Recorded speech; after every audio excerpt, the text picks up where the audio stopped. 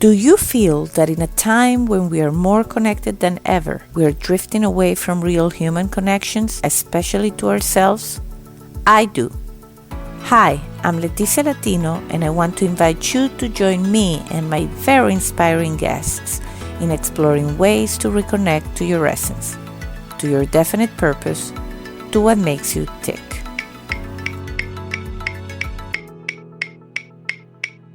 Are you ready?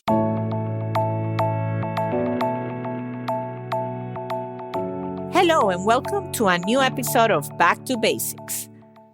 I'm Leticia Latino, your host, and I'm very excited for my next guest. So after 20 years of successful digital marketing career, Milena Regos acknowledged a new way of living and decided it was time to try and reframe the American dream. She then committed to inspire more people to get out of the business and the hustle, to create a mindful relationship with technology, to focus on their well-being and find that perfect balance between doing meaningful work and living a complete life. And that's the short version on how she co-created the Unhustle movement. Hello, Milena, and welcome to Back to Basics. Thank you so much for having me on your podcast. I really appreciate it. Well, you know, when a friend in common that we had suggested we spoke and I went into your webpage, I said, whoa, this is like perfect. This is gold. It's like when you find the secret stash. I say, this is going to be good.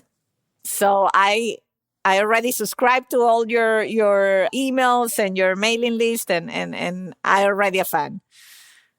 Oh, you're so kind. Thank you so much. And I love what you're doing with your podcast too. I was listening to one of your episodes today and you were talking about how this is a really, really good time to reset and realign. So I know from everything you spoke on that podcast that we're so aligned in our thinking. So I'm excited for this conversation today. Absolutely, absolutely. With the difference that I seem to be hustling a lot these days.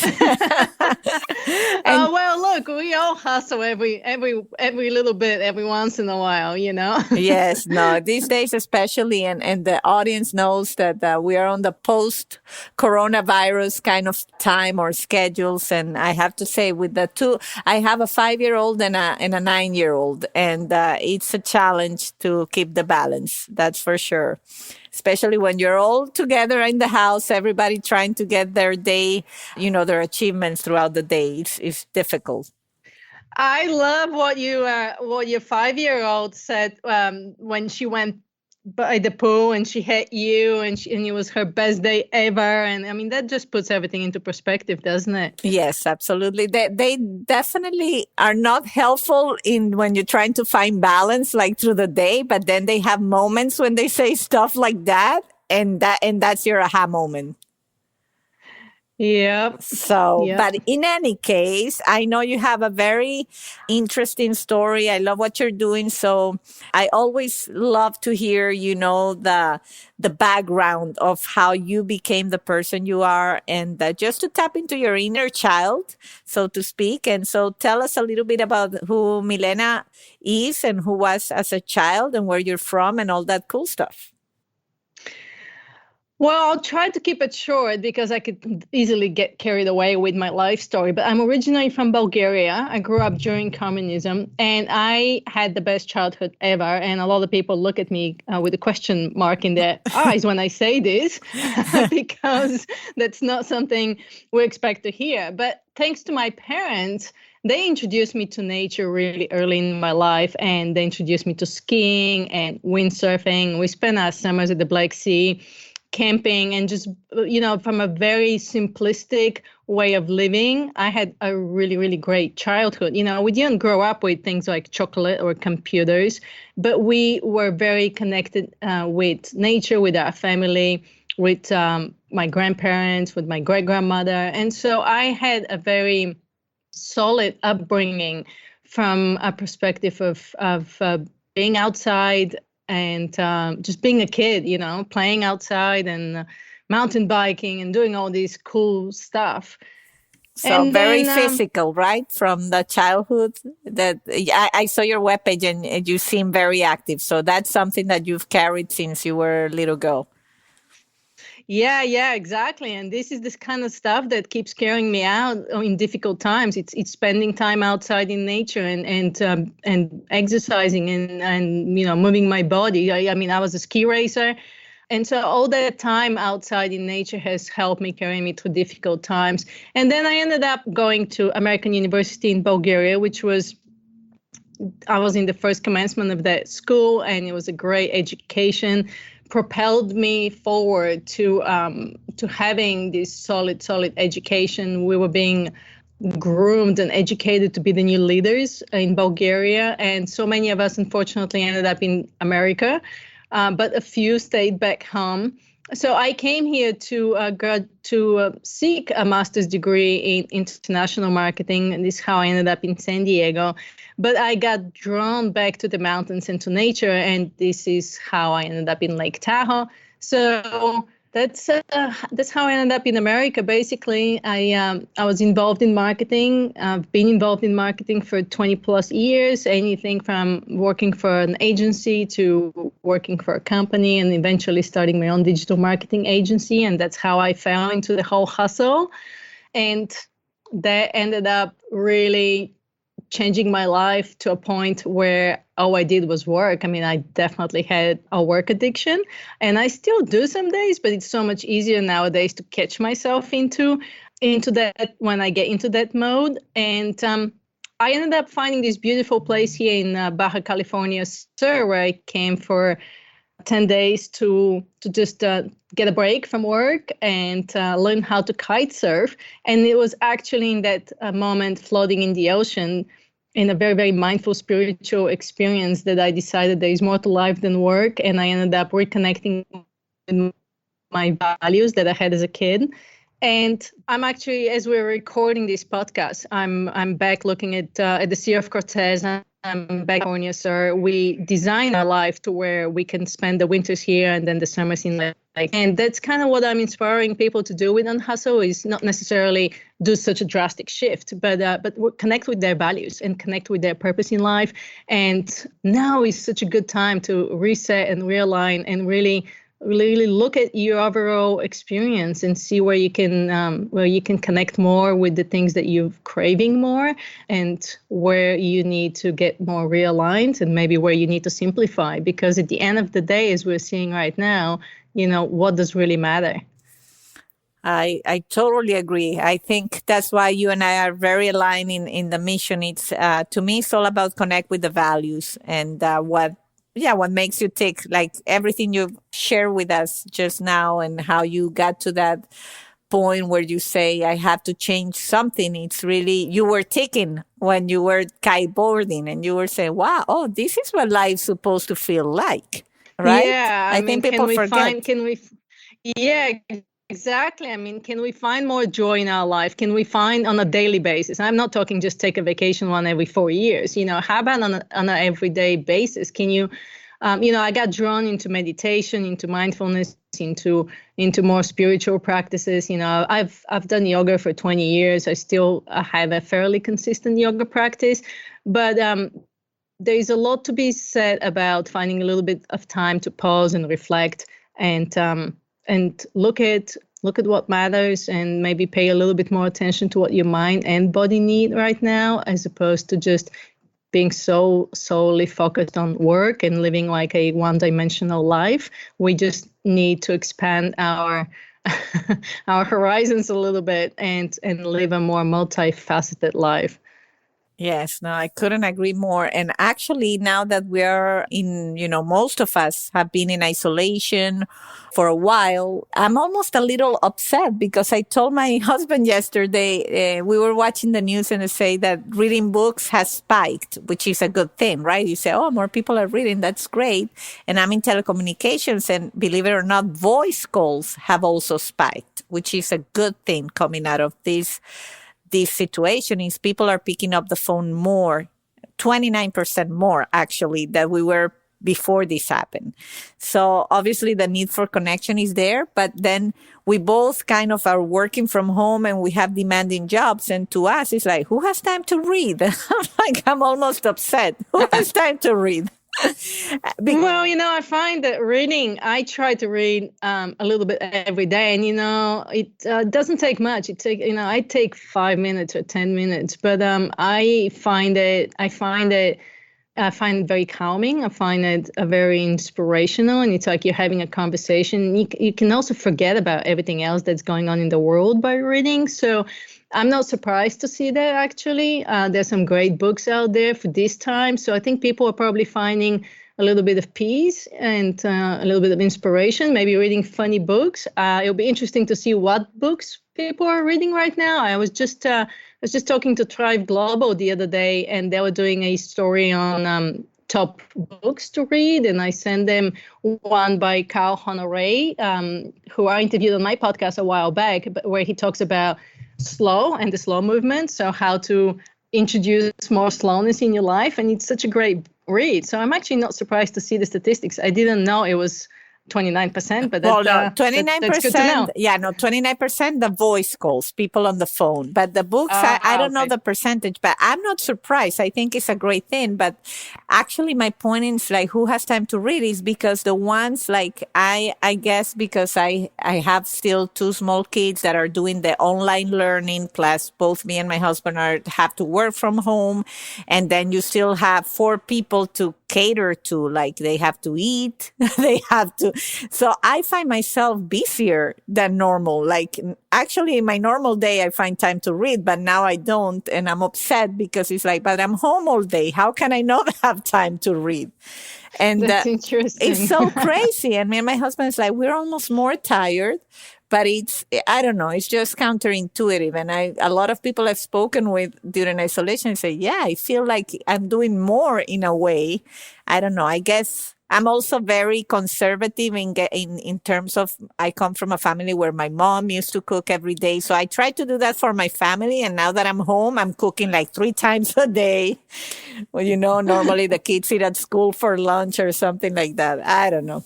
Well, I mean, I don't have kids, so this is a whole different story when you have children. I only have a dog, and I can see how this could be a challenge. But, again, finding a little bit of time for yourself, because, you can't, if your cup is empty, you can't fill up another cup. And so finding a little bit of time, I think, for whatever it makes you happy, maybe in the morning or in the evening, whenever you can squeeze a little bit of time, I think would help keep you centered and balanced. Absolutely. No, and that's one of the reasons why I do this podcast, because conversations like these are the ones that inspire me and keep me full in that sense. Because I probably we're gonna finish talking and then I'll go, oh, and I'll tell my husband, I had this great conversation, and I tell him stories. And so this is one of my ways to kind of keep that inside of part of me motivated.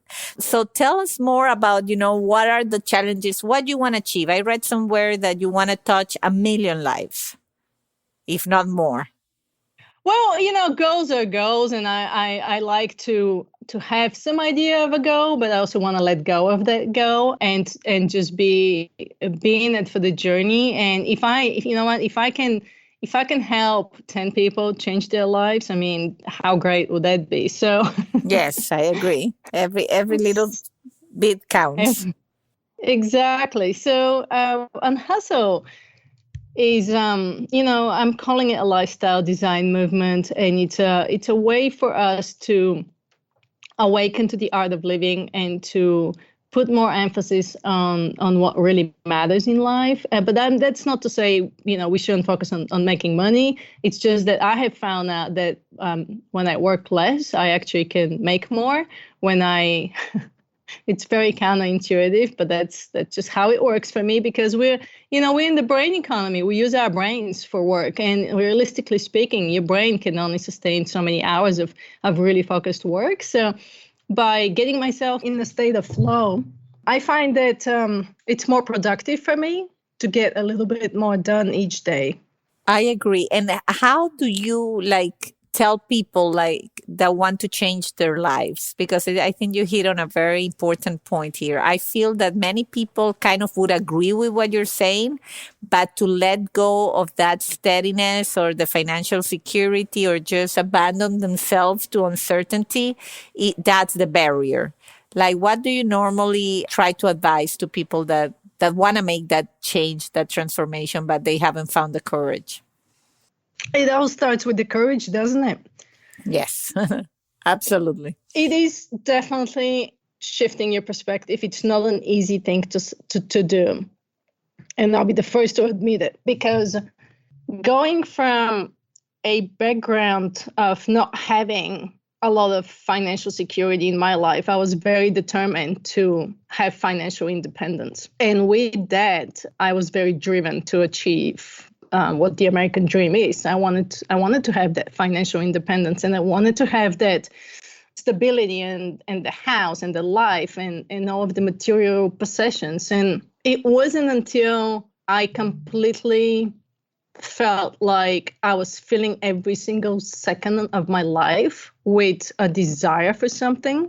You know, I was up at 1, 2 a.m. Doing online shopping because my brain wouldn't stop spinning out of control from all the work I had done throughout the day. And I started asking myself certain questions, but it took 10 days for me to disconnect from technology to finally say, who am I as a person and what does really make me happy? And a lot of that had to do with, again, going back to your own values and what they are, and being able to look at them and say, okay, if my values are, let's say, laying in wellness, how am I living my values every day? And so it wasn't an overnight change by any means. We took a lot of small steps along the way. It took us a couple of years, and we started by simplifying. We started looking around. To be honest with you, I started with my wardrobe. I started by decluttering my wardrobe because that's the easiest place to go, and it's the first thing you go to every morning. So after I decluttered my wardrobe, I realized that this is it's addictive, and B, I had so much more time and space, and I would go to my wardrobe and I would say, oh, instead of going, I have so many clothes and nothing to wear every day, I would say, oh, wow, here's exactly what I'm wearing, moving on to the next thing. And it opened up so much time in my day. And that led to going around to the entire house and really simplifying and minimizing and decluttering everything in the house, which by then we were looking at how can we redesign our life to be more in touch with the things that made us happy. And for us, these things are spending more time in nature, living in places that we want to live. I mean, we went through brainstorming sessions, we went to exercises, we went through, painful experiences of letting go of things that we bought with the intention of using them, but they were just occupying space and time and energy and stressing us out more. So there was a little bit of kind of a minimalism introduced into Unhustle. And then that opened up more time and space for the things that we actually wanted to enjoy and do. And I'm not somebody to live with like 25 things in my life. I like to have toys so I can use toys and have fun. And I realized that by putting more attention on what my mind and body needed made me happier, made me healthier, and maybe more productive throughout the day. So I could actually build a more impactful business with Unhustle and connect more with my purpose. So it's definitely a process. It doesn't happen overnight, but I've been able to identify the framework. And I kind of have like a 5-step framework from my own experience and then from working with other people as well on how to go through this process so you can reconnect with your values, reconnect more with your deeper purpose and design a life that you're actually proud to live. And I'm going to say it's not easy, but staying present every day, being comfortable in the uncomfortable, being able to stay grounded and having a certain set of practices each day definitely help you move in the right direction. And then from there, it's just taking baby steps. So interesting and so true. And I can recognize a lot of what you're saying in our own struggle, because me and my husband are kind of the same. We always talk about how much does one need to really live the life you want to live, right? And I think sometimes many people are there already, like, okay, you can live the life you say you want to live, but you're still working like crazy hours and trying to achieve more and more. So at some point, you really have to stop, as some people say, and stop and wonder what is it that you want to get, right? Yeah, and I mean, there are reasons why we hustle so much, right? For one, we live in a society where we overconsume and we purchase, we buy, and we acquire things somewhat of a comparisons reason, somewhat of satisfying an instant happiness, which is a temporary happiness. And so and somewhat of from a advertising and marketing perspective, I know because I used to be in the industry, so I know all these brands and companies are getting super, super targeted with our messages. They're getting into your head. They are speaking your language. They're introducing fear. They're introducing incentives that you can't resist. So this is why I got out of that game, even though I was promoting, for the most part, health and wellness companies. I just didn't want to contribute anymore to the noise in our society, and I wanted to be able to live a life that is more grounded into being happy with what I have. And when I took 5 years to live in an Airstream on the beach, I realized how little we actually need to be happy. I'm still right now barefoot, and that allowed me to sync with my circadian rhythms and with nature. So it took about 3 months to do it, and I'm by no way, shape, or form some kind of a yoga girl who lives, barefoot all the time. But I like my fancy shoes too every once in a while. But it just allows you to see how little you need. I mean, we live a very simple life down here. We use some fresh food from the farmer's market and fresh seafood. We're connected with nature. We get our exercise. We have our friends that we can hang out with, not right now, but in the previous normal. And that just that put such a smile on my face. And having that connection, that real life connection, instead of being constantly on our devices, was a huge shift for me, because I used to spend like 16-hour days in front of a screen, and that definitely distorts our reality. Yeah. But again, I'm completely aware of the fact that very few people are going to go through the change I've gone through. So to give people some ideas as to where to start, with your family and with your existing lives, without having to do a drastic change, is probably sitting down and taking a look at your values with your partner and with your family, and seeing where there are themes of similarities, and how can you identify time and space to focus on these things. Because a lot of people say, I want to spend more time with family. Well, then if you want to spend more time with family, then going to the mall to spend more time with family, is that really family time, or is it going for a hike together where everybody leaves their phones behind so you can actually connect with each other? Just shifting little activities like that makes sense, instead of just taking a drastic change like what I did. Yeah, well, after coronavirus, I doubt that people are going to say spending time with my family. They're done spending time with the family. I think that reset is going to be okay, a break. No, but I think I need to go back to work. Yes, honestly, I think that some people are going to appreciate their offices. Normally, we hate the office, right? Oh, the office. And now you're going to go, oh, my desk is so nice and I have space. It's true.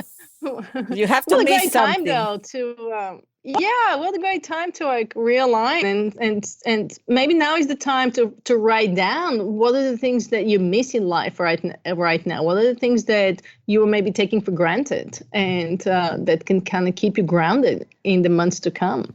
Yeah, no, I agree. I always tell my husband and people I know, one of the things that I don't like at all about what I do, and I like most of the things I do, I like my job, but the idea of that connectivity, like that people are writing to you via email and they expect, like the expectation has become so insane that if you don't respond an email within an hour or two, your WhatsApp start getting a lot of action, right? And your text, like people start writing on your phone saying, I sent you an email. And that urgency that we have allowed to happen to communication, and that's my industry, but it's true. That's a part of my job that I don't like. Like I like to go under the radar if I can for a few days and not have people chasing me around. And so there are certain practices and tips for that too. I mean, that's just a lot of it is we just is to get together as a society. We need to push back on that because that's just crazy. And what that does is completely. This is why we're all hustling, because with all these distractions and emails, we can't actually get our work done. So, there was a video in the New York Times how to optimize your life, and it's kind of a funny video, but the study is how we spend 20 hours a week on just distractions. Yeah, and all of this, and this is the one thing I realized actually when I started coming down to Mexico, how much I can actually get done in little time because I had very limited internet. So when you have when you actually have an external factor, like think about it this way right now. If you only have, in our current situation right now with coronavirus, with you being at home, with all the distractions at home, with kids and everything, what if you only had 4 hours a day to get your work done? Can you get everything that you want to get done today in, let's say, just 4 hours a day? And then you're not allowed to work. I mean, let's say the internet shuts down or your electricity shuts down, and that's it. You have 4 hours in a day. Would you really be sitting and responding to emails, or would you really have more important projects to get done? So, I mean, it's a perspective shift again. Absolutely. And I think, and not to go back to the kids again, but I think that happens to a lot of working moms, that they know, especially when they're really little, when they're like breastfeeding or stuff like this, like I have half an hour on my computer before they start crying again. I have to get this done. That definitely, I changed the way of doing things with that, because that time it's almost like a gift and then it's going to be taken away from you. And that's Parkinson's law, isn't it? That we expand our activity to fill the amount of time that we're given. So if you have a project, and let's say the project would take, you think it would take 6 hours, but then you end up, you start working, and then you have a day working on it, and then the next day comes up and you're still working on it. Well, in reality, you could have probably gotten that project done in like 5 hours, but we end up feeling it's like a bell curve, but the productivity spike is at the very, very beginning, and then it just continues to drag on and on and on. So giving yourself a deadline, like you said, with the mom, with the kids, and saying, I have an hour to get this done, do the best you can and move on, and not try to be a perfectionist. I mean, there's just certain things to be said about that. That's a great advice. Yeah. The perfectionist thing, I think you hit it on the nail. That's something I've had to give up because I'm a perfectionist, but I realize it's better to ship than for it to be perfect. Like, okay, it's good enough for me, go. But it definitely takes a change in the way you do things. And you struggle, because I always say, I feel sometimes that I cannot be a perfect boss and a perfect wife and a perfect, you try to be perfect in everything you do, but there's so much that something's got to give. So I have found the place where I feel comfortable enough. Like, okay, my house is not as clean as it is, but it's clean enough. Okay, I can live with this. Good enough. Yeah, and the good enough. No, and so, but yeah, it's definitely a shift. So, but I admire this movement, and I want to know more. What are you telling people? How can people that listen to this, and they're going to check your webpage, because I'm going to put it on the show notes, and they're going to see it's awesome. And they're going to sign for the email like I did, and say, what else can we do to help this movement grow and raise awareness? Well, thank you so much for the support, and I'm looking to build a community, and I'm looking to people to get involved with this and see how I can help them, see how I can serve people the best. I've done workshops in the past. I've done retreats. I've done corporate workshops. Currently, I'm doing like a 30-day free program on Instagram, just giving away tips, like a minute to 2 minute video to people to kind of do a huge reset at the moment, because I feel like now is a really good time to get realigned. And I'm always seeking feedback from the community. So I have a page on our website, You Ask, We Answer. So tell me how I can best serve you. I'm currently writing the Unhustle book to make it more available to people. So I'm hiding in my little Robinson Crusoe place here and writing. That's And great. That's great. I definitely want to read that. And, I also do coaching with people who need a little bit like one-on-one support. I'm looking at starting like an online membership program. So I'm open to just receive feedback from people, what would make the most sense, because the last thing I want to do is add to your overwhelm and to your busy life, because Unhustle is about less is more approach. So we have a Facebook group that people can hop on and give us their feedback. And I'm just looking to see how I can best serve our community. Great. And you have a podcast that people can listen to. That also going to be on the show notes.